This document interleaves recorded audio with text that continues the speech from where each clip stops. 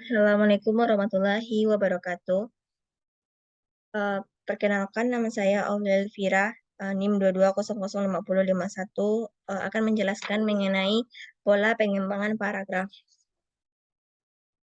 Yang pertama, pola pengembangan kronologis. Pola pengembangan kronologis ini berupa dengan memperlihatkan waktu atau lokasi atau peristiwa. Contohnya, pada akhir tahun 2021, bencana alam yang terjadi di wilayah Indonesia di awal Desember letusan Gunung Semeru mengagetkan seluruh warga Indonesia disebabkan getaran banjir lahar atau guguran awan panas yang tercatat mulai pukul 2:47 waktu Indonesia Barat dengan amplitudo maksimum 20 mm. Yang kedua, pola pengembangan ruang. Pola pengembangan ruang yaitu dengan menitikberatkan pada mendeskripsikan kondisi, bentuk, dan letak objek yang kita amati.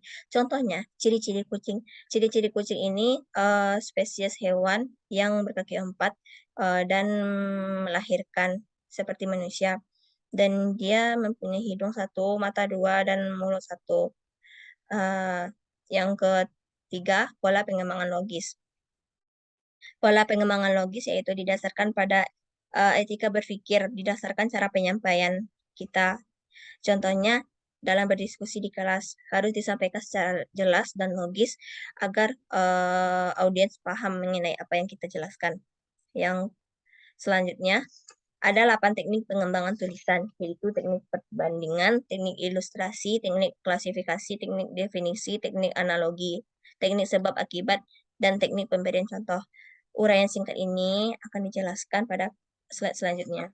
Yang pertama, teknik perbandingan.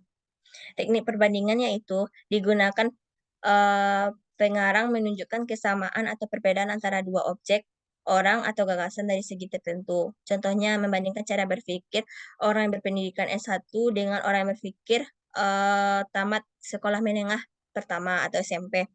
Yang kedua, teknik ilustrasi. Teknik ilustrasi yaitu untuk menyajikan suatu gambaran umum atau khusus tentang prinsip atau konsep yang belum dipahami oleh pembaca.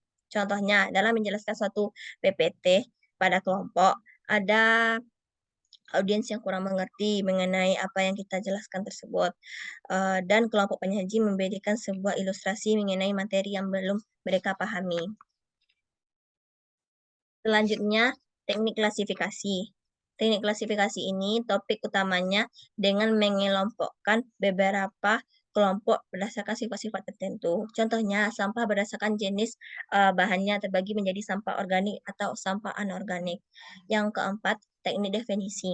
Teknik definisi menjelaskan suatu istilah yang mengandung suatu konsep dengan tujuan pembaca memperoleh pengertian secara jelas. Contohnya, definisi menjelaskan mengenai kesehatan lingkungan yang ada di desa B. Yang kelima, teknik analogi. Teknik analogi yaitu biasanya digunakan untuk membandingkan sesuatu yang tidak dikenal baik oleh umum.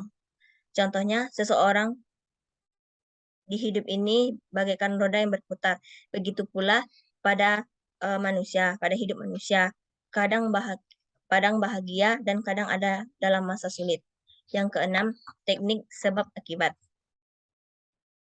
Pada teknik sebab akibat ini, contoh dengan menjelaskan rincian tersebut yang berupa akibat dan dalam suatu permasalahan.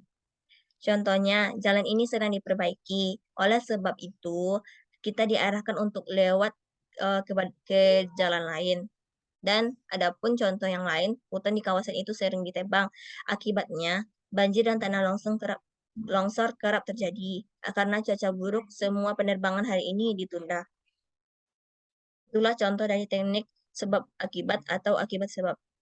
Selanjutnya, teknik pemberian contoh. Teknik pemberian contoh ini, topik kebahasaannya dalam paragraf dengan memberikan contoh-contoh dalam penjelasan.